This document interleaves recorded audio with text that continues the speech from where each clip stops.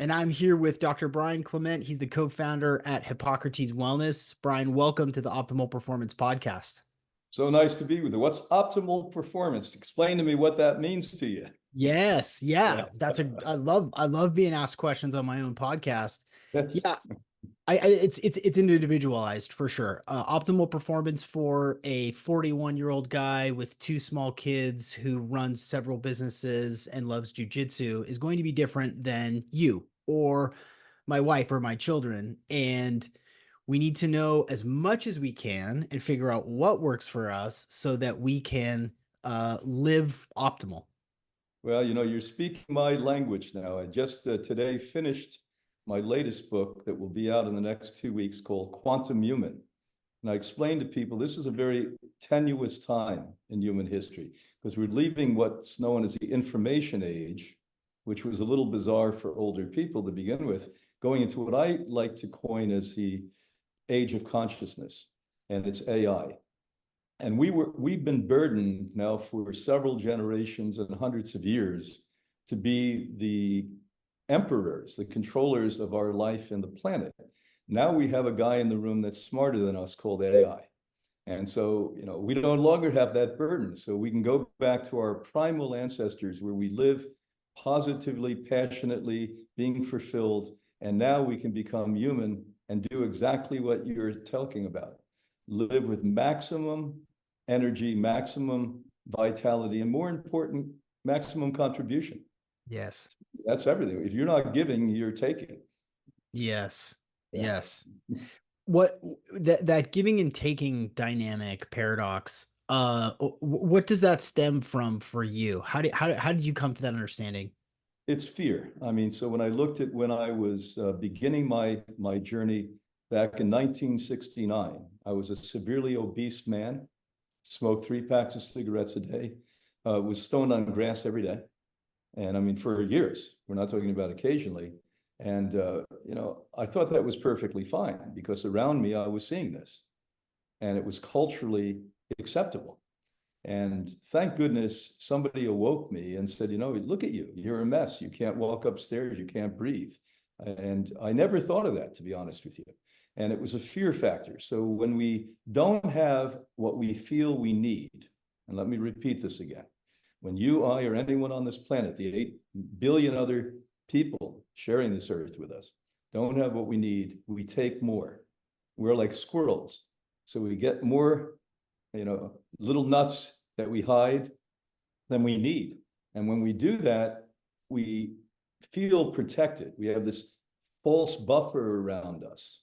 And to become an authentic human being that is fulfilled, and as we go back and say contributing, you have to be transparent, more important than anyone else with yourself. You've got to call yourself out your own bullshit. You've got to look at the things that you're taking shortcuts with. You've got to understand that, it's not about protection, it's about challenge. And if you're willing to challenge yourself and willing to go one step more and never be satisfied, but be content, we always need to learn more, but be content with what you know now. Just don't overstretch. Don't make believe you know something you don't know. Don't do something you're incapable of, but make it so you're capable and that you do know. And this whole voyage of life is wonderful. I mean, I'm at 73 now, and I just think every day is a better day than yesterday. I love it. So your Genesis story begins by someone calling you out and saying, "Hey man, you're a mess. Three Yeah, packs, grass every day, morbidly obese." yeah. So what about for people who maybe don't have someone in their life that will point that out to them and they get reinforcement from culture to consume and to not move? What's a way for these people to go from not knowing into knowing that they need to change? It takes about 5 minutes of authenticity. And you've got to sit down, you and I do this constantly. It's not like it's ever over. And ask, are you as happy as you possibly can be at this point? And the answer is going to be no in most cases. You can get better and better and better at it. And then the no means, what is it that is preventing you from that joy? What is it preventing you from that sharing, that loving, that openness, that, as you can breathe deeply and feel everything's good. I'm in love. I love life. And that's what you got to work on then. But you've got to revisit that experience, and you've got to stop, interpreting that you're good enough. I hate these words. How are you? I'm good enough. Good enough's not enough. That's right. Yeah. And again, you've got to be content. I'm not suggesting that you always challenge yourself and say, look at, I'm a loser, I'm bad, I can't do something, I'm not doing as best as I can. No, you're doing the best you can, just do a little better, because we get to different plateaus. And, ultimately, when you die at 120, that was a book that came out a month ago, How to Live to 120. I co-authored it with one of the top endocrinologists, now retired from the country. And why? Because his wife came here and healed stage 4 melanoma, which nobody heals in medicine, 20 years ago. So he got on board with us and had his medical background. And in that, we talk about how the future, certainly your generation and your children's generation, will commonly live to 140. This is no longer pie in the sky nonsense. This is hardcore science. The children born in 2050 will commonly live to 200 years old. Now listen closely, people, and challenge anything I say. Beyond that, the game's out. We're not sure if there's going to be what we used to call perpetual life, because between genetics, biology, lifestyle changes, attitudinal function, no, we're now at the point where they're actually beaming into the people's brains with frequencies, ways to alter consciousness. And when you do that, can you imagine if your consciousness gets to the point where you actually believe it's normal to live to 120, 140, 160? And, unlike your parents that were dying and suffering at 60 and 70, and they were just happy as hell, they died at 78, that's a mindset. That's a cultural dogma that makes you adhere to that system. In the upcoming book, Quantum Human, I speak about study after study after study. These are major university studies from all over the world that basically say that attitude alone will shift your biology. Maybe, but definitely. Yeah. I'm tracking fully with everything that you're saying, and agree wholeheartedly. The concerns that I have, and I intend to challenge some of your ideas throughout this conversation, and I know you're up for it. The two factors that I think are standing in the way of longevity, like not just lifespan, but health span in the way that you describe it, are soil quality and air quality. Yeah. I'll lump in 5G towers with that, right? Brother, you're reading from the same Bible that I wrote. So let's talk each of these subjects. We give classes here when people come to the Institute, and we're the oldest institute like this in the world. It's 70 years old now. And we created what's called lifestyle medicine back in 1956, the year my wife was born. And I was a little boy back then. And so let's take each of those. Air quality is a shocking problem that nobody talks about. Just 5 days ago, they did a study on foods across the globe and found out that 50% of those foods had jet fuel in them. Now, let me repeat so your listeners get what I said. Now, jet fuel is a commonly understood carcinogen causing cancer. So are you correct in the fact that when you're breathing in air, it most likely has it? Certainly it does. We know that to be a fact now because it's in the food. Vegetables have it at a minuscule amount, but when you bioaccumulate and you work up the food chain, and now you're eating animal flesh, and that animal ate basically 5 kilos that day, 10 pounds, over 10 pounds of food, it gets into the muscle. And even a little bits of a lot of food is going to do that. And then we also have 5G. I give a 2.5-hour class on this. There is no doubt in any serious scientist's mind, and I'm going to give the listeners 2 people to look at. These are the world's experts.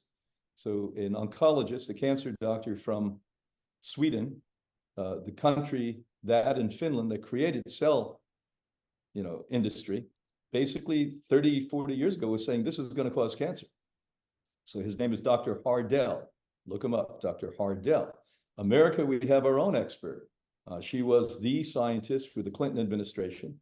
So the day he got in, for 8 years, she was the scientist doing the scientist work that they do in federal government. And she told me something that, and this made Bill Clinton go up 2 notches in my mind, that when he became president, 2 months in, he did a study to see whether or not cell phones created brain cancer. And don't you know, the study came out and said no. So now my friend, her name is Devra, D-E-V-R-A, not Deborah, D-E-V-R-A Davis, and she's an epidemiologist, a PhD. That means they study disease.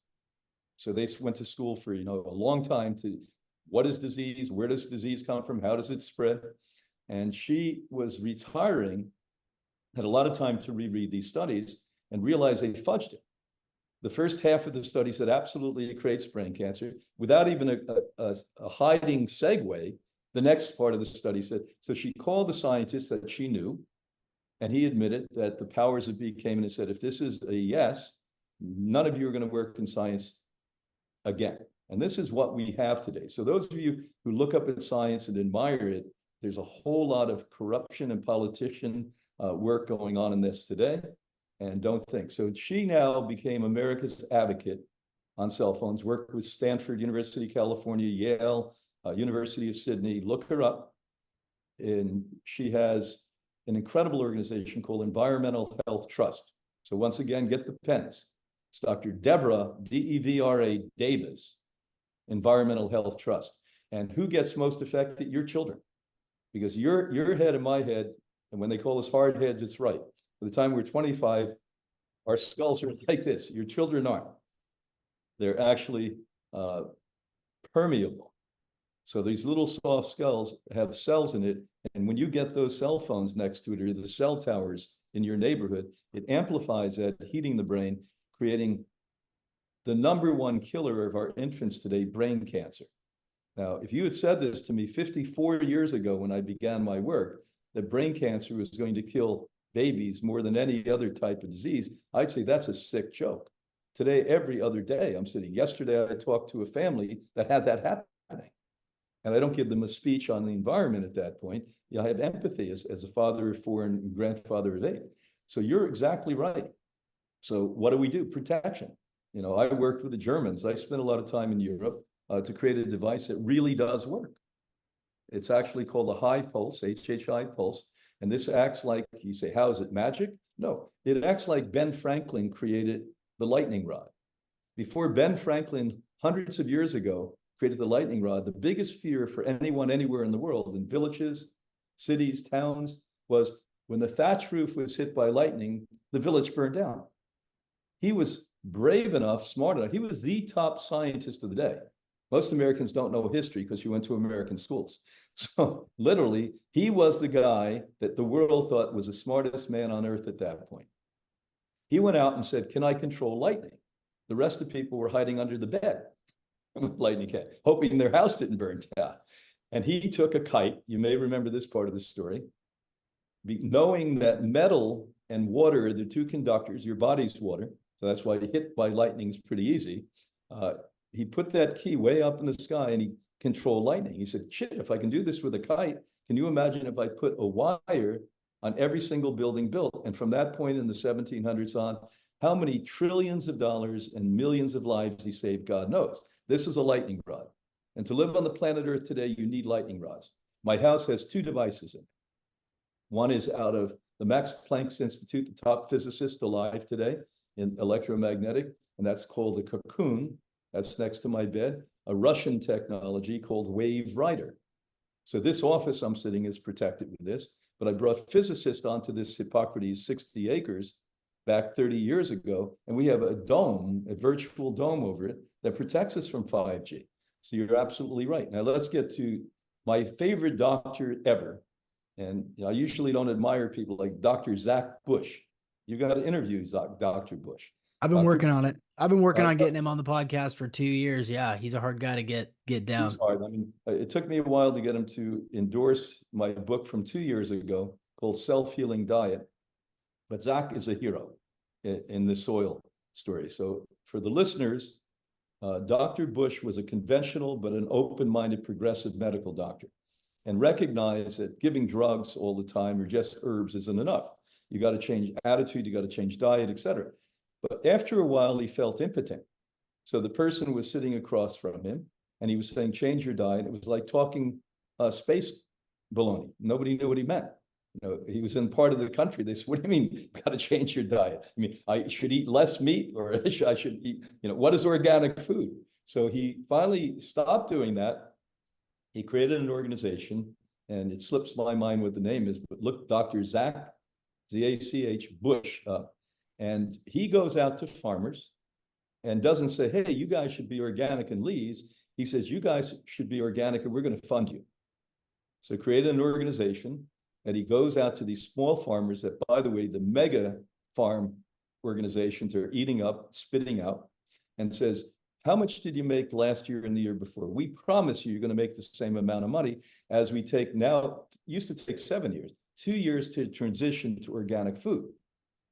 And so there's a lot of real work being done that I'm optimistic about. So the other thing is, we've been now using for 70 years an organic food you can grow in your house in the middle of a snowstorm in January. And it's called the germinated nut, seed, grain, or bean. And we've now learned in the science community the most impressive medicine ever discovered in the history of medicine. And let me repeat. So I'm not talking about alternative medicine. I'm not talking about complementary medicine or natural medicine. I'm talking about the most important medicine we've ever discovered in the history of all medicine for hundreds of years is the phytochemicals in these sprouts. And they have 20, 30, 50, 70, 80 times more than the plant itself. So there are ways to do this, but I share your sentiment. You are on top of things. You're exactly where we need to be. We don't clean up the air, we don't clean up the soil, and we don't get rid of this renegade electromagnetic frequency that's zapping our nervous system and destroying our immune system. We're in trouble, but we have ways to protect ourselves now. That's why I have not taken this off for 12 years. Can we see it for the people on Sure. YouTube? Can we take a look at it? I'm going to show you my hairy chest now. Yeah, there you go. So this is called a high pulse. If you get a hold of Hippocrates, this is the lightning rod. You know, it doesn't make lightning go away. It directs lightning so that you're a very attractive electromagnetic body. Believe me, radiation from your cell phone and cell towers and computers want to go there. Yeah. That's why we get hit by lightning. You know, in my upcoming book, Quantum Human, I talk about a guy, this is a true story, that starting in the 1936 was hit by lightning 8 times. And so the scientists couldn't describe it. The last time he was hit in 1977, he never died. The last one was the worst hit. And finally, the physicist at that point said, this guy has a higher electromagnetic frequency that's more attractive to electromagnetic frequency than the average person. That's why when a lightning storm comes, you and I don't jump into the pool, we jump out of the pool. And so, you know, there's all of this stuff is really good science, and it's fun science compared to the nonsense they teach you today in healthcare that is a number 3 killer.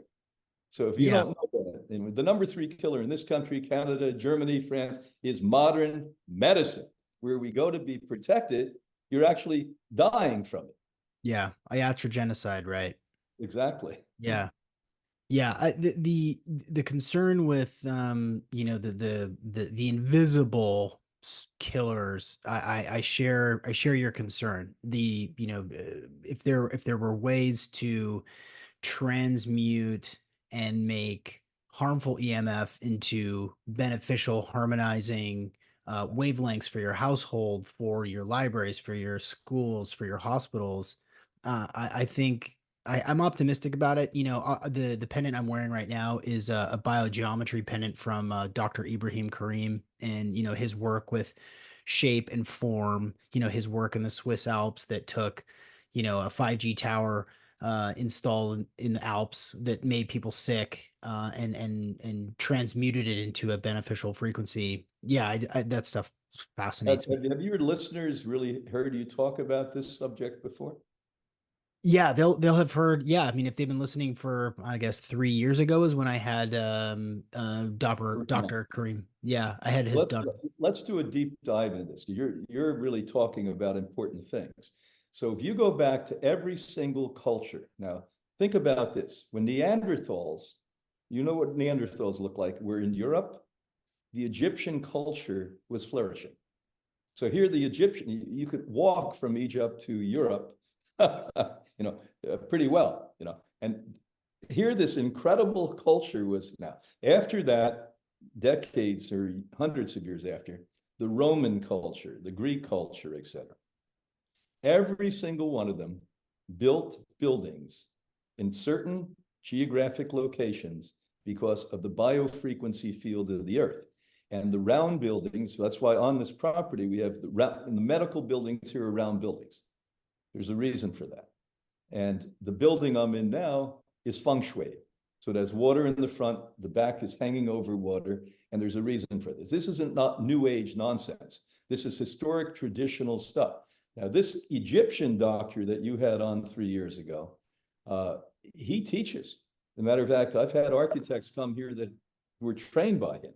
And we've had this property basically geometrically balanced as best you can. Now, the mistake I made is not talking to these guys when I was building the buildings in many cases. Now we had to do the best we could. But if you're out there listening, it doesn't cost much money, if any. You can do this on your own. Before you build anything, find out what we're talking about. This is real science. Just because we don't apply the science today doesn't mean the thousands of years it was applied in every culture that made us who we are today, they applied it. So, I mean, this is good stuff. And so that does work, but you need a secondary thing. So in the middle of that, basically, I would take this, put monkey glue on that and slap it on. Why not do it all? Yeah, there you go. There you go. Yeah. Yeah, yeah, awesome. Well, we're gonna bounce around a little bit. Obviously, we're on the same page in a lot of ways. w- um, so let's go back to consciousness. So as you talk about AI and g- framing AI as consciousness, and obviously the book's not out yet, so I haven't read it. I intend to. There is this sort of interplay. So consciousness is a massive part of my daily practice, my life, my coaching practice, altered states of consciousness, meditative states of consciousness, prayer, etc. And and so I'm curious about how you think of artificial consciousness versus um, other types of consciousness and how they interplay with each other. And let me frame this a little bit more. I don't share the same fear of Terminator style Skynet Right. AI taking over the world and destroying the planet because I understand the power of human consciousness Right. and its ability to adapt and change and modify. And so, maybe just I'll open the doors up for you to talk about kind of the interplay between the two. Okay, so go back 7 years ago, and you know this, but your listeners probably don't. We all assumed the top computer scientists, not me, that's the opposite of what I am, but there's doctors of computer science. People have been teaching AI. Some have been through this program for 30 years. I just learned what AI is 5 years ago. That's how out of the loop I am on this stuff. In 7 years ago, we thought what you put into a computer, humans would always control, and the computer could never do more than what we gave it. We were shocked. In 2017, the computer had its opinion. First time we saw that. So it meant mathematical equations that we poured in there through human consciousness literally now grew onto their own consciousness. Now, this was so shocking, it was suppressed, and only a handful of courageous doctors and scientists revealed it. Now, a Nobel laureate who's over at Oxford is the leader in this. There's 7 groups around the world deciphering what consciousness is. And we're inches. So your listeners know we're inches from giving you the formula what consciousness is. So when you say, what is the difference between what we program in and what we basically have, there isn't a difference. What's missing at this moment is that we don't know how it exactly works, but I would assume in the next year to 2 years, we're going to know. So look up Dr. Penrose, Nobel laureate. He's the one researching consciousness at this point, and I write a lot about him. And I believe that everything is rhythmic frequencies. In our case, it comes out of the sun. Now, this is a beautiful story, so I'll tell it. In the middle of the sun, which is, by the way, 98% gastric. So if I had a suit, you had a suit, and we said, let's stand on top of the sun, we're not going to get burned, we'd fall through, because it's not matter, it's frequency. In the middle of that sun, every single second, endless zillions, I can't even give you a number because we don't know, of protons are born. They immediately start to bounce back and forth on neutrons. So when I go out today and I feel that frequency, that heat coming down on my body that I feel so good about, that's what you're feeling. And that happens literally middle of the sun for 100,000 years. Get a load of this one. It's a blink in the universe's time period, but for us, that's a lot of time. If you live 100 years, it's a big deal. So what happens is 100,000 years are hitting back and forth. They finally reach the surface or the end of the sun, and they projectile off, and they go from a photon, which is matter, a proton, which is matter, to a photon. They're going so fast, matter disassembles, molecules disassemble, and they take 8.5 minutes to reach the Earth. Now take a breath. This is a great part of the story. Now it's us involved. Hundreds and hundreds and hundreds of millions of years ago, the Earth was one big pond, dead water. There was no life on the planet. And how many billions of years, we don't know, but that was happening for a long time. All at once, what happened is a cyanobacteria was born. How it happened, we think, we're not sure, that it's what we call vitamin C and nitrogen got married. They made love and had this cyanobacteria. Literally said, I need oxygen. Every other bacteria didn't want oxygen. So there was death on the Earth. It then, by the way, bloomed into something that I take every day, among a lot of supplements I take, blue-green algae. So the very first thing that was alive on the planet that created the atmosphere, your greatest biological ancestor, was photons from it. But after that, matter was actually blue-green algae. So it's your great. So now, that hangs out, it's an invisible thing, and it starts to catch the photonic energy from the sun. Now, isn't that amazing? So the word photosynthesis or photochrome comes from that. And that's the very first solar collector. So we're all the hotshots, we're putting solar panels on. You know, we're doing a pretty bad job compared to the universe that this happened hundreds and hundreds of millions of years ago. So now, no land is on the planet. Get a load of this one. It's still mostly dead, but now some life is coming in there. Oxygen is coming out of this because of the cyanobacteria becoming blue-green algae. And the first land pops up. Now, here's a quiz for the listeners. If you get this right, we're going to send you a gift. And I mean it. I'll send you one of my latest books. So you're going to ask your listeners, they're going to send it in to you. And I'll sign the book. And I'll say nice things if you get the right answer, bad things if you don't. What was the very first land that came up on the planet? Now, a lot of you are going to say Atlantis. No, that's bullshit. A lot of you are going to say Africa, because that's where Homo sapiens came from. But anyway, I'm going to tell you. It starts with an A, and it's a country and also a continent. So that pops up 1 million years before any other land. And when that comes from the bottom of the ocean, which had sand, beaches were created. And now the blue-green algae is going back and forth, and the first thing that grew on land is grass. So now get a load of this one. So now grass is there, and when you look at a redwood tree, it's grass. But here's what's really hard to wrap your head around. You come from that too. So Oh, yeah. some went to plants, some went to this. Now, with that said, why is this so important? Really fun story. That's interesting. Yes, it's great. Now I can tell this to my friends, because your frequency, your biofrequency that came from photons from the sun that was manifested back to matter to create your physical being. So how should we look at ourselves as electromagnetic frequencies? And this is what we do here. We have an energy medicine department. We have units in there that it's like a dead battery when people come here. They're old, they're sick, they're athletes. You know, we have super athletes that come here. Some of the top athletes in the world are on this program. Why? Because it works. You know, why they're the top. And by the way, it's like jump-starting the battery that's dead. Because that's what we've got to do. And that's where we're going to move in the AI generation. Because nobody in the room currently, as you and I speak, is as smart as AI. And it's going to get smarter. So things that you and I grew up with, depending upon, like medical doctors, are now soon going to sign off. AI is going to tell the doctor what to do, and we'll do a better job. Hmm.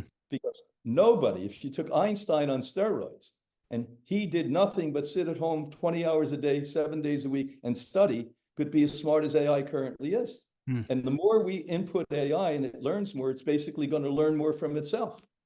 Hmm. So liberate yourself, people. Don't be fearful. You say that, I say that. Go back to the primal human, where you can live with yourself close to the earth.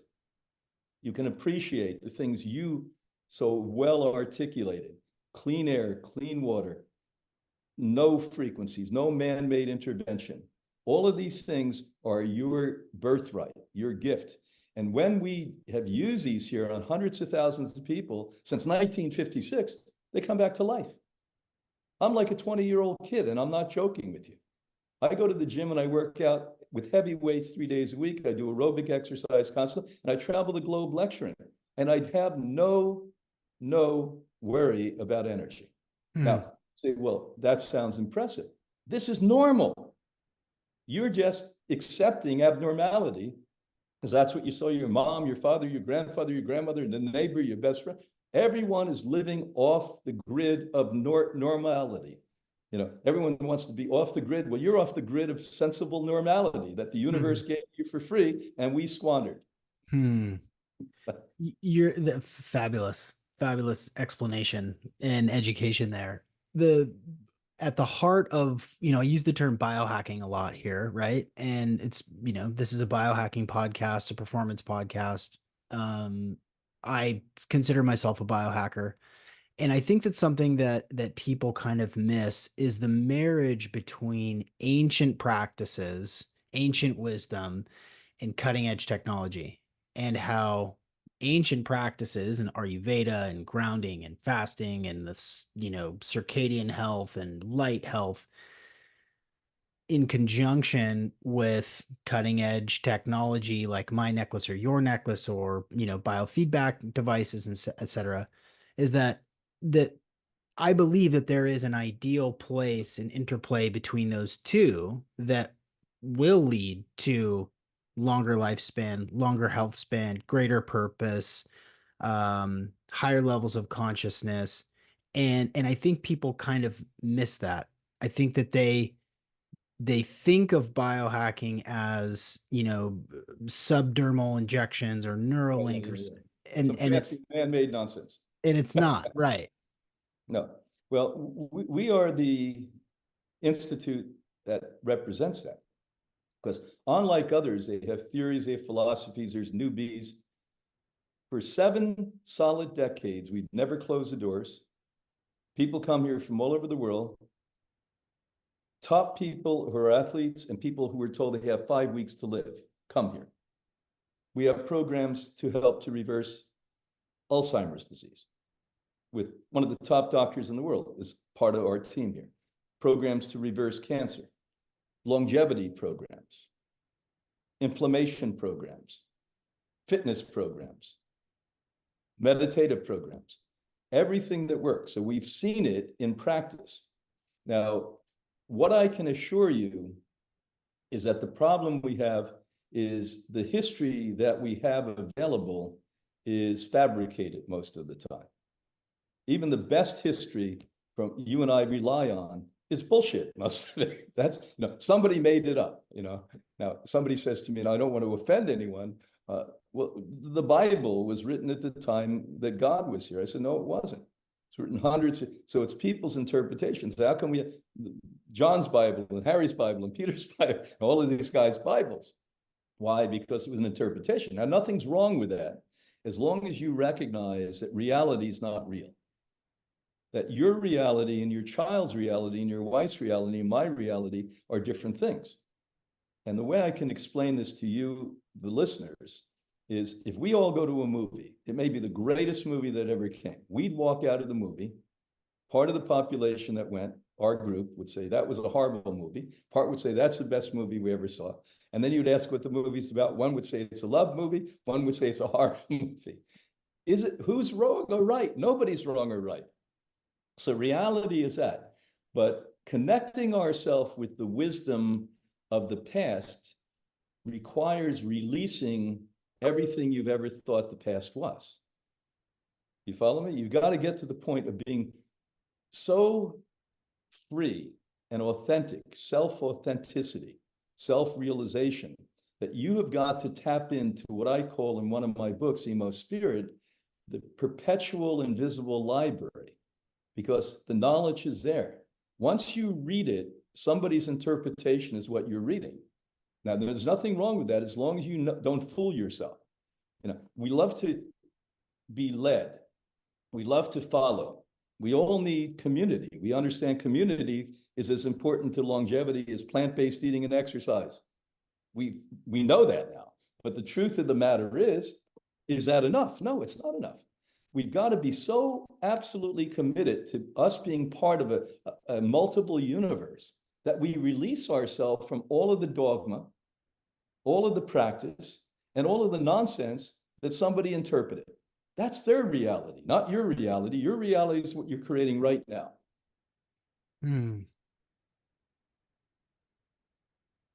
Just gonna let that one soak in a little bit for people. Take a swim in it. Yeah, wiggle around a little bit. Yeah, it's hard. Look at, I talk about this. It sounds like I'm a big shot. How often do I achieve it? Not often. But every once in a while, you have this aha moment. Oh, now I get it. When I'm not trying, I get it. When I'm trying, I don't get it. There you go. Well, since we're talking about it, reality and consciousness, what's your position on the application or usefulness of psychedelics? I think they're terrific. I mean, I can tell you that, thank goodness, in my generation, the 60s, if you didn't smoke grass and didn't take acid, you were a weirdo. So I did both. Grass, I will not promote. I mean, I think the use of the oils of CBD, which I take on a constant basis, are tremendous for you. They do a lot of great things. I spent a lot of time in Israel with the leaders in this and really asked them the right questions, and they gave me better answers than I expected. And THC in some cases. And we know that they have relevance in many diseases. Do we really have the science to say which ones? No, but we see it work in some cases. But it makes you dumb. If you smoke grass, you become dumb. So I'm not as smart a Brian as I would have been if I didn't spend 12 years smoking and puffing on a joint. And let's be honest with you. I have a good friend, I won't name his name, he's a very famous rock star and has been for 50 years. He did every drug in the world. He wouldn't do that. He said, I just couldn't write music and I couldn't perform as well. Now, not to say drugs are good generally, but do I think psychedelics? I dropped acid, and acid changed me. I was a New York guy. My generation, you had a choice. You could either be John Wayne or Clint Eastwood. Notice my hair. I took Clint. It was very easy to be a boy or a man in those days. You have to spit, curse, and act tough. And then I did this, and all at once I felt something I never felt, because I was told as a boy or a man, you don't feel empathy, you don't feel compassion. You don't feel the things that I started to feel with that. But I saw it backfire on people, because I didn't do it in a controlled condition. I didn't have somebody helping me. I didn't do this for any spiritual reason. I did it to drop out. Tim Leary gave us his words: drop in and drop out. Well, it was an escapism thing. Right. And intent is everything. So my son, who's now in medical school, a little bit younger than you, basically I sent him to do organic psychedelics. I wanted him to experience that, because under the right conditions, and as you know, the United States government now is paying with your tax dollars major money to see if this can replace psychiatric medicines, which do not work. There's not one psychiatric medicine that on the label tells you this is going to work. It suppresses the part of the brain so you don't go loony. That's about it. But the fact of the matter is, I think this is future medicine. Let me rephrase it. It is future medicine. Just when are we going to catch up with it and grow up with it and let the pharmaceutical guys get out of the way who don't profit from it? Yeah. So they're going to tell you, we're not interested in it. It's bad. And they'll spend millions of dollars preventing you from doing what works. Yeah. No. Yeah. Yeah. Don't do it alone. Do it with a guide. I mean, we have a group here in Florida, and I know they do it all over the world, that literally got FDA approval. They did it, thank goodness, under a church, so you can get away with that nonsense. Right. And they sent doctors and nurses there. Yeah. And that's where I sent my son. Basically, he sat there and he was guided. And as you know, you see your demons. Yeah. Yeah. That's what I do. Part of what I do in my coaching offering is as a psychedelic guide trip sitter, combined with biohacking coaching and personal development and spiritual development as well. It is here now where we have to be kind of careful about it.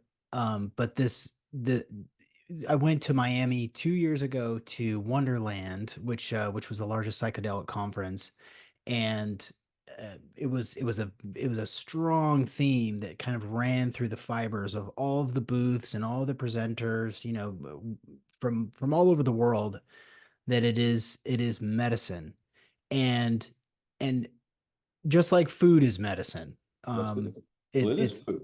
it's dosage, it's setting, it's integration afterward, and it does tap us in. The first time that I took acid, I could see the fibers of the tree. I could see Yes. Yeah. through the tree. I could,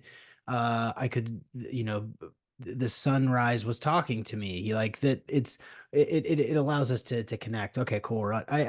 I figured you were on board, and I hadn't seen any posts or anything about it. But I'm Once this glad thing I is asked. completely approved, believe me, it's going to be part of our program. Uh, Yeah, one yeah, of our, everyone gets psychotherapy here. We do very advanced stuff, but one of our guys is really a leader in this whole thing. So we're just waiting for the day. You yeah, know, let me say to you, a book I mentioned about 5 minutes ago. I was on a very long, exhausting lecture tour of 12 countries. And when I get really exhausted, I come up with some of my greatest ideas because Brian's not there. Brian gets out of the way. And so my real soul and my spirit is there. And I was half sleeping. And after this, 3 week deal, we land here in West Palm Beach, Florida, and the plane bounced and I woke and I had this vision as you're talking about. And the vision was that there's no segregation or separation between emotions and spirit. So I wrote a book, or as some would say, I channeled a book called Emo Spirit. And it's funny, when I read it, I was finished. It was sitting at this desk, by the way. I was finished. And I said, I don't know if people are going to understand this. And the minute I said that, I got a call on the phone here. And the local university said, will you introduce Mahatma Gandhi's grandson? He's coming here to speak. And I said, well, is he a showboat? Because a lot of people use their grandfather's or father's name. And the guy was honest. He said, I don't know. I said, look, I'll come, I'll meet him. And if he's a showboat, I'm not going to get on the stage and introduce him. Would you do it then? He said, well, I want you to do it. I said, but will you agree to that? I fell in love with this guy. He walked in, he was an elderly man. He was 80 some years old at the point. He was just a really good guy, a conscious human being who loved. And I never mentioned a word about the book. And my wife and I were sitting there, and he said, do you have something you want to ask me? And I said, what do you mean? He said, did you just recently write a book? And I said, yes. He said, let me read 2 chapters of it. We have a half an hour. And he said, do you want me to do the foreword to the book? So this is how the omnipresent universe works, that invisible library. But how often do you and I get it? Most often not. We're yeah, yeah, constantly getting these messages, but they go by us. Boom, boom, boom, boom, boom. yeah. Yeah, yeah, you gotta have the antenna tuned, you gotta either be exhausted or in a float tank, or, Exactly. Making t love, something. yeah, exactly right, totally right. I wanted to talk to you about I'm having such a great time, Brian, this has been cool. I wanted to talk to you about an N of 1 experiment that I did for myself recently. I dove into some Russian literature, and I read a book called The Phoenix Protocol, and I did my first 5-day dry fast. Yes, yes. And I did 4 or 5 episodes on it. I did a pre-show, a post-show. I shared my blood work changes that happened over the course of the 5 days. And for me, not only was it incredibly restorative, the hardest thing I've ever done. But it also did lead to some pretty interesting altered states of consciousness into day 4 and day 5.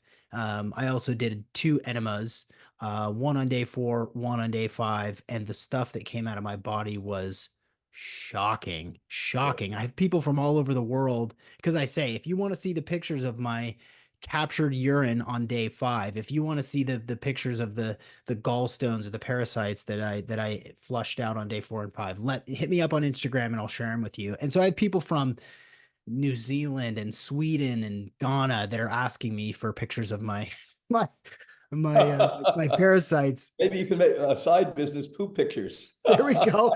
Yeah, we got feet pictures, right? Might as well. I should We could have start feet charging. pictures or poop pictures, peepees.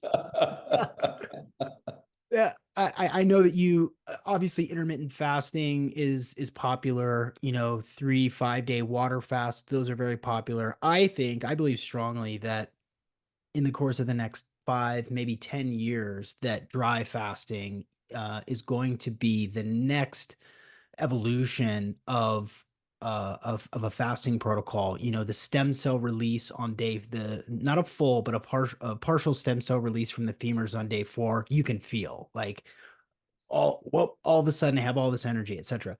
Is this something that you've ever done? Is this something that you guys are looking at? Are you familiar with Filanov and Shenikov in Russia who have been studying this for years? Yeah, so let's give a large picture. 1971 is the year I started to fast 1 day a week.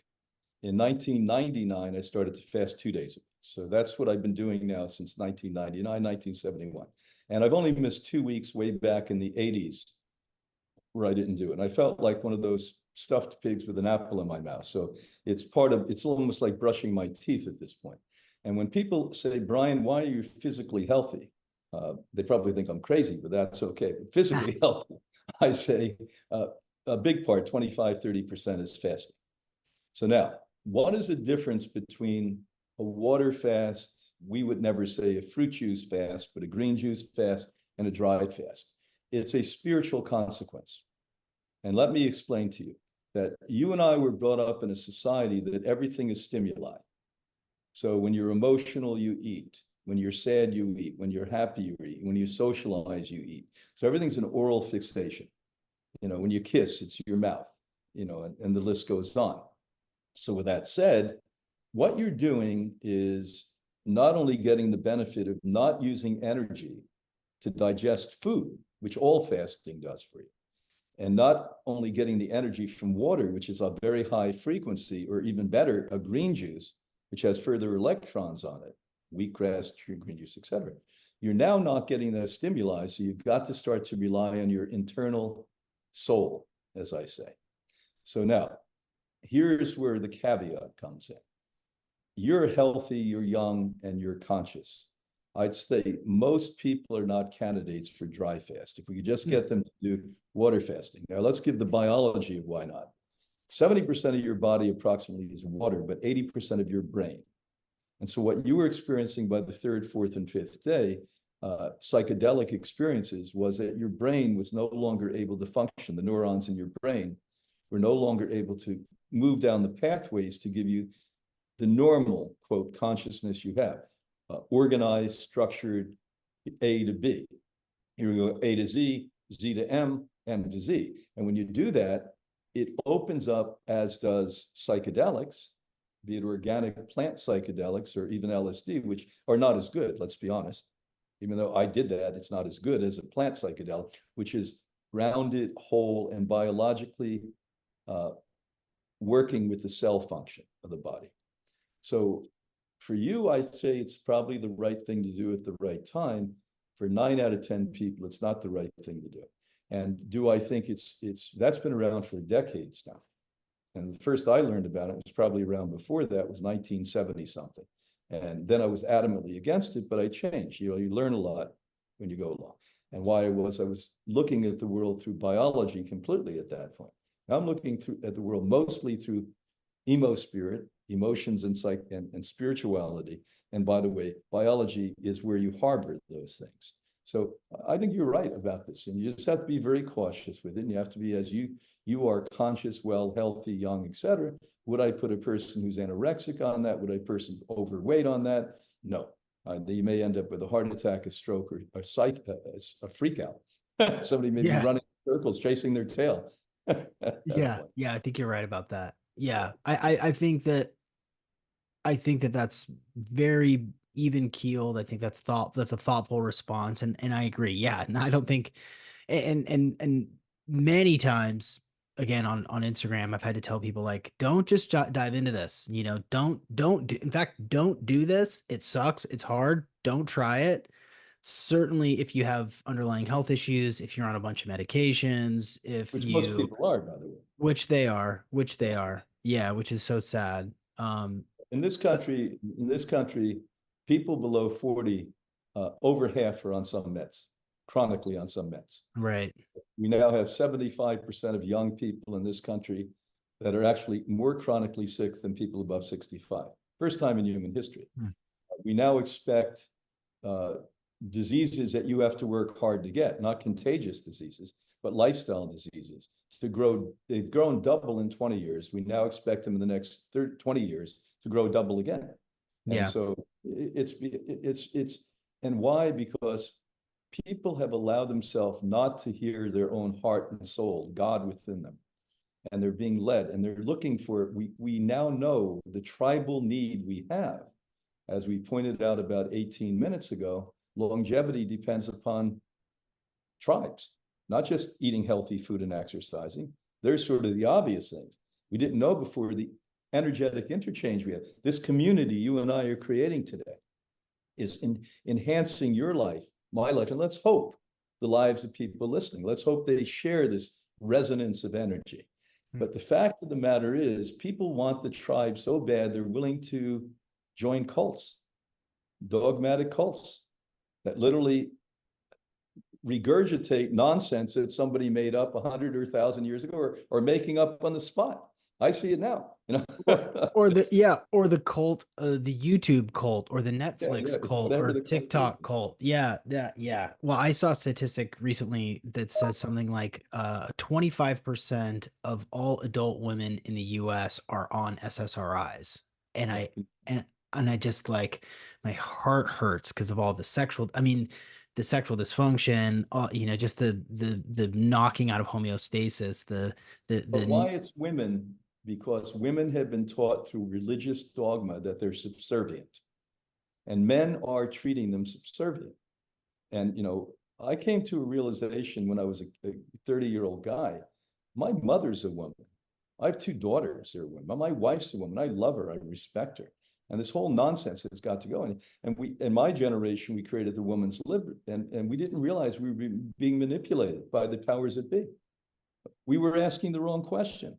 And they gave us exactly what they wanted, not what we wanted. So we were right. saying women should have freedom. They said, sure, let them act like a man. So what did they get away with? Doubling the workforce. So they Doubling can the tax. Yeah. exactly. So for the first time in history, women were abandoning what their natural instinct is, to be the maternal protectors of the family, the nesters. You and I aren't nesters, we're peacocks. You know, we'll walk around showing our feather. We don't want to nest. Thank God for women. They make us nest, they make us have babies, or the whole damn human race is going to go. And the fact is, that's why they convince them. Oh, you're a little sad. Oh, you don't have the baby. Oh, you're this and that. You better take dope. That doesn't work. Not one of these work, I'm telling you. And I Yeah. see it backfire. And they make people suicidal, and they make people impotent, as you pointed out, and they make people less attractive. So why most of them are sad is they don't have that partnership. And you think this is going to make them find a partner? So Yeah. it's sick. Same as birth control too, right? Which changes your Oh, hormones. And yeah, that was a red pill moment for me when my wife, who I've been with since we were 15, well, when she got off birth control at, oh, she was what, 22. So she had taken it for menstrual cramps from, I think, 16 till 22 or 23, and just she changed dramatically, attitude, energy, the things she said, the things she liked, the things she didn't like. That was a big eye-opening moment.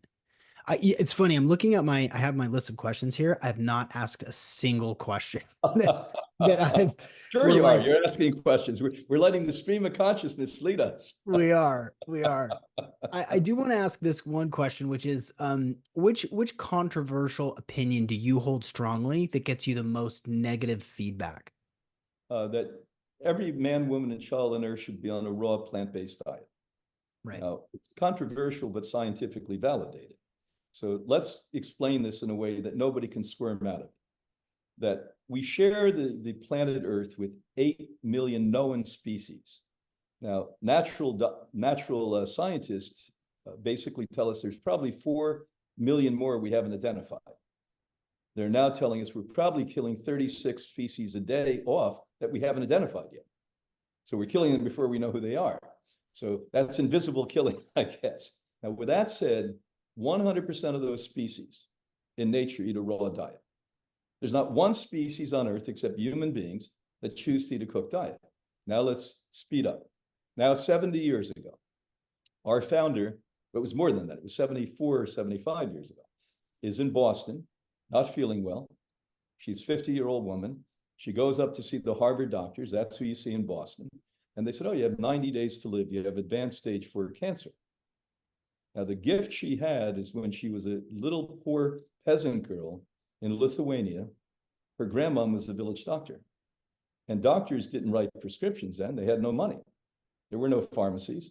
They were grinding up plants with mortar and pestle. They were feeding people good diets. When I was a kid, they would tell you to stop eating when you were sick. Can you imagine? My family, who knew nothing about medicine, hey, stop eating. They knew. And so what happened is she knew that. And she said, even though these are the top doctors, arguably in the world, certainly in the United States at Harvard, they're bad. I don't trust them. I'm going to get on a raw diet. And she healed stage 4 cancer. And with no formal education, 1956 opens the door of the very first lifestyle medicine institute called Hippocrates. That's where I began working in 1975. So, I said, who's the best? Who has the most results? And back then it was like 95% who came here were told they were going to die. So I'm watching people, it was like lords, people walking out of bed. And at first I really thought, because one of my degrees is a doctor of nutrition. And I was really ingrained in thinking it was all diet, all diet. Then they made a mistake. In 1980, they invited my wife and I to become the directors.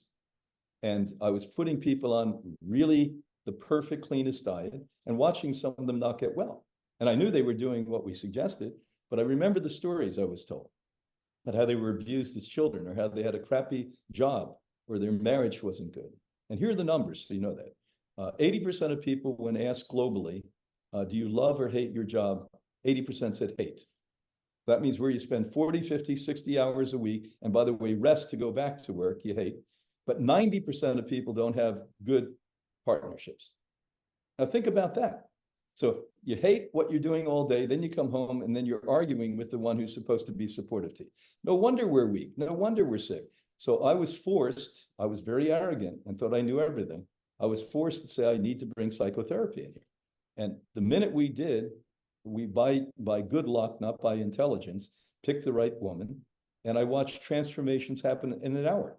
People would walk out who I knew were going to die, and they would no longer die because they found their inner self. They found their realization of why they're on the planet. What am I here for? If you can't answer what you're here for, you shouldn't be here. You don't know what you're here to give, you're taking. And if you're taking, we don't need you.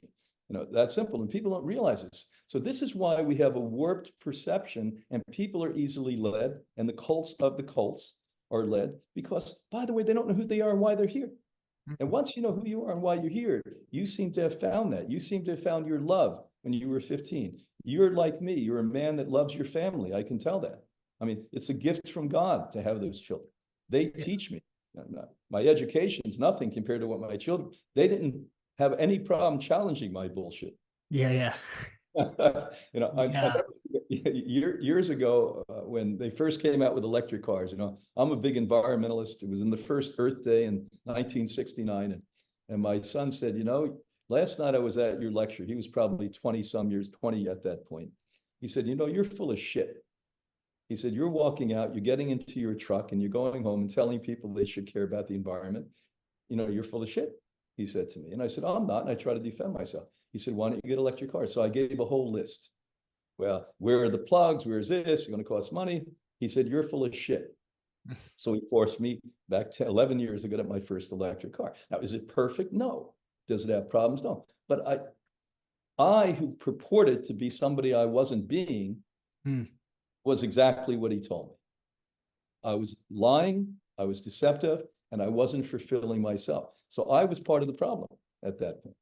And if you can sit and do that thing we talked about 22 minutes ago, evaluate what is it that stops me from being happy? What takes away my joy? Once you remove, and it's easy to remove these things. First, you have to know you have the problem, though. It's like an alcoholic who says, I have no problem. I drink a half a bottle every day. Well, until you know you have a problem, you don't stop drinking a half a bottle Right. every day. Yeah. Yeah, that's a really excellent point. And as a performance coach and transformational coach and psychedelic coach, working with people who know that they're not quite who they want to be and really kind of don't know where to start. It's about taking things away first. It's about removing media. It's about removing sugar. It's about removing food for a little bit. It's about removing stimuli to get closer and closer to who you are in your highest self, in your most authentic self. It's not about adding an SSRI or, a chemical intervention. It's not about doing more. It's about addition by subtraction in the start. If everyone decided, okay, I'm gonna quit eating sugar and flour, and I'm gonna go for a walk, and I'm gonna really focus on my sleep and remove media, your life would change in a week. You would feel like a kid again. But you're asking for a big lift. You have got to trust yourself before you do that. And people don't trust themselves. I mean, if you said to me, what was the biggest hurdle that initially you didn't know? I didn't trust me. Why? Because I knew me. I knew I would take the shortcut. I knew I would rather bullshit than get to the point. I would talk my way out of things rather than do what I should have done. It took you 10 times more energy to talk your way out than just do it.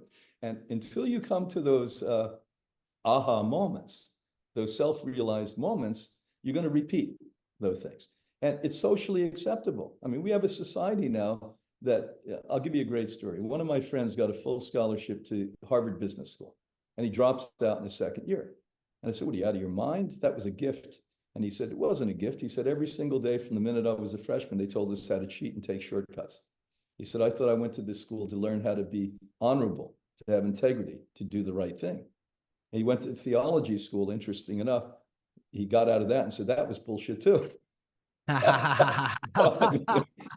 He couldn't find formal education that was literally genuine. Let's What's put he it doing that now? Everybody wants to know, what's he doing he was now? actually counseling people, one of the great counselors I know. And so he went into, I wouldn't call it psychology, it's probably advanced progressiveness that he's in at this point. And he's great at it because, in finding yourself, you become capable of helping others go through the same process you went through. That's Right. probably what you do. And why you do what you do, I'm going to let your listeners know, because this actually makes you a better human being.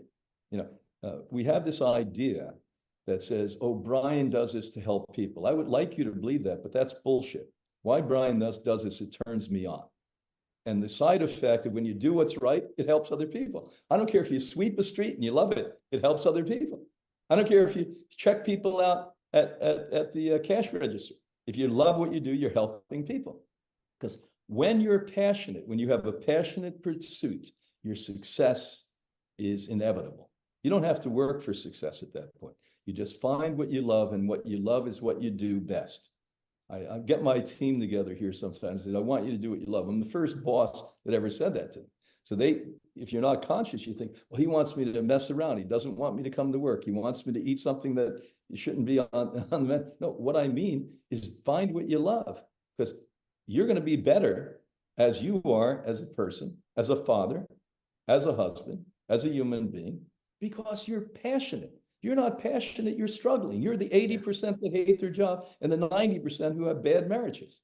Yeah. And they remain in those because they're so fearful, because the social norm seems easier than facing yourself. Oof. Well said. Yeah, enthusiasm is a superpower. It really is. When you're enthusiastic about whatever, cooking dinner, mowing the lawn, playing with your kids, um, the work that you do, the people that you meet, when you can tap into and organize your life around the things that you are enthusiastic to do, it's contagious, it makes an impact, it's in service and purpose to others, and I think that's one of the most important traits that a person can have is enthusiasm, I'm going to especially. Yeah, go ahead. I'm going to challenge your listeners. Why would you do anything you're not enthusiastic and passionate about? Why? You're a martyr? You know, somebody's told you you have to do it. So we can get a cross for you. We can put nails in your arms and your legs. We can stab you in the side if you want that. But we don't have the need to suffer. And if you think suffering gives you substance, you really have to rethink that process. Joy, happiness. I mean, two of my, I listen to all kind of music. The only thing I have a really hard time with is heavy metal. Everything else I love. I don't care if it's country music or Mozart. But my two favorite classical composers, and I'm okay at knowing this stuff, not really good at it. I went to people that did, and I said, I like Handel and I like Haydn. And one of these arrogant intellectual guys who's an expert in classical music said to me, well, they had their life so good. And I said, that's probably why I like them. I feel the joy in their music. Interesting. So, this is why we like the Beatles. The Beatles will be popular for a million years. So the greatest expression we have of the possible humanity we may possess, we're not sure we do, civilization and my humanity, is art. And why art is so enriching to you and everyone else is because you are with passionate people in their presence. When you read great literature, when you read Thoreau, you read, some of these brilliant Emerson, you say, wow, you go into their life. When you look at the mind of Einstein, and he was creating things that nobody else ever thought about, and it's not and I'll tell two stories because your listeners may like them. The original motivational speaker was way back almost 100 years ago. His name was Norman Vincent Peale. And nobody knew what it was because you either went to church and heard a lot of nonsense, but you didn't do anything else. So he was out there doing motivational stuff with people. And all of the people after him, including my buddy, Robbins, basically knew who he was. And way back in the early 1980s, we had two women that kept coming through the Institute, and they were screenwriters from sitcoms. They were playwrights for sitcoms. And they called me up all excited. This is a true story. And said, last night on Wall Street, they were New Yorkers. On Wall Street, I walked on fire and the fire was 2,000 degrees. So I thought they went nuts. And I said, I'm thinking to myself, the two most unlikely people in the world that would walk on fire. I said, I didn't know who Tony was. He was a kid at that point. He was young. We were both young at that point. And finally, they showed up in the program about 4 months later. And they said, no, we went there. Nobody even burned their feet. And I said, well, how do you do that? And they said, this young guy just sat there and kept yelling. And before we know it, we believed what he said. And we went across that fire. We didn't get burned. That's what we're talking about today. Yeah. Yeah. Awesome. Well, let's begin our descent here from this galactic conversation all the way to the center of the sun and down to the roots of the first grasses. Um, what do you think is what do you hope? Two questions. One setup question and then a fill in the blank question that I ask every single one of my guests. What do you hope that people understand or kind of grok from your book? The new book, Yeah. That's Quantum Human, is that you are a self-realized human being that has the ability to create an extraordinary existence that not only helps you and those you touch, but leaves a legacy for future people. That's what we want. And this is not possible for me. This is real for me. I think, if you look at history, we've had the gift of Mahatma Gandhi, Martin Luther King, Mandela. And these people could have easily fallen into the entrapment of anger and hatred and fear and violence that everyone did, but they raised themselves to the human level. The rest of us are living at a subhuman level. It's not like there's superhumans. No, there's humans and then the rest of us, subhumans. Let's be honest with you. There's no exceptional people. That's where we all should be. Now, I'm not saying they're perfect people, because everyone's still on the path. The only time we were perfect is the minute your sperm and egg came together. Mhm. And then you met this person, you were in their body called mom. Then you listened to dad, and then you came out and you saw him. And their frailty and their limits and their total inability to do what they believed in made who you are. Then when they worked you over, they sent you to the synagogue, the church, the temple. When they worked you over, then they sent you to the school. And I used to think until I was in sixth grade, school was trying to teach me something and educate me. Then I realized, no, it's trying to limit me. And so I would come up with a question in class, and every time I thought it was the right question, I was punished for asking the right question. If I regurgitated what I was being told to regurgitate, I was accepted. So this is why we have a suffering humanity today. This is why we have 57% of us alive in the West will have cancer. That's why 50% of us die of heart attack. It's not even a disease. I'll give 4 or 5% a disease. You have a valve problem. The rest is lifestyle.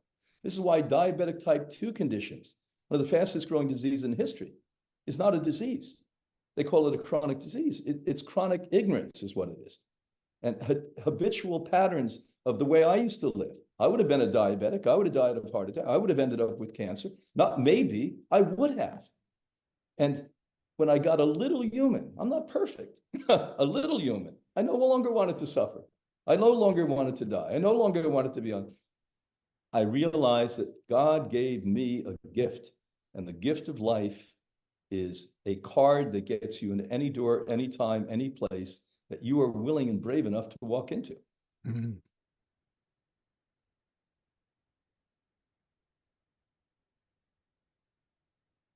Letting that one breathe a little bit. So one more question, and then the fill in the blank question. Where can people follow you? Where should they go? Where can they learn more? Well, you can look my name up. Of course, we're all over the place. I've done hundreds of hours in an organization I helped to create called therealtruthabout.health.com. So my wife, Anna Marie, and I are on that a lot. Different subjects. Every year we create different subjects. I write about a book a year. This year I'm writing 3 books, so you know that. Another book I'm writing is with cancer. I just can't contain this stuff. All right. I wouldn't be able to sleep at night. I've got to get this stuff out. And another thing, get on Hippocrates website. So it's Hippocrates, father of medicine. He was really a natural doctor. They curse his name every year when the medical doctors take his oath. 2 of his most important statements were do no harm. Let's check that one. Let's go back to what I said about 16 minutes ago. Number 3 killer throughout the West. And let food be thy medicine, medicine be thy food. No medical school anywhere in the world teaches food as medicine. And so Hippocrates Wellness.org, we're a nonprofit. So we make sure that we don't close our doors to anyone here. We have people now from 7 countries represented in our population. We have a cancer program going on here, the transformation program. And, you know, my greatest joy is to get with these people and share what I consider, you know, the gift we all have, that positive input we have from the universe that, again, I keep trying to listen to as much as I can. Hmm. I've got some friends in Florida. I want to come down and visit them and come in and visit the place too. It's just Fun. fantastic. So here's the fill in the blank question, and 400 and you'll be the 499th episode. I've asked just That'd about be the 500th. You know what? You know what? I will make you the 500th actually. That's I will. I have another podcast that I'm recording today. I will put him in 499 and I'm gonna bump you to 500. I think that's a great idea. must be a reason for that. There must be a reason for that. Yes, Brian, I love it. Uh, so please fill in the blank. You can this can be based on anything that you want to share, and that you can elaborate as much or as little as you want.